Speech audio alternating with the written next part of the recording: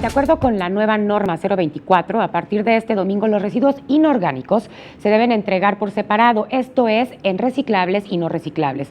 Además, ya podrá entregar a los camiones recolectores los desechos voluminosos. Por la mañana, Capital 21 recorrió las calles para conocer la opinión de los capitalinos al respecto. Vamos a escuchar. Me parece bastante acertada, ya que muchos de los objetos electrónicos que se reciclan en la Ciudad de México y en todo el país terminan pues en sitios donde no deberían de estar, y muchos de las, de las piezas que llevan estos artefactos podrían ser utilizadas y reutilizadas de una mejor manera.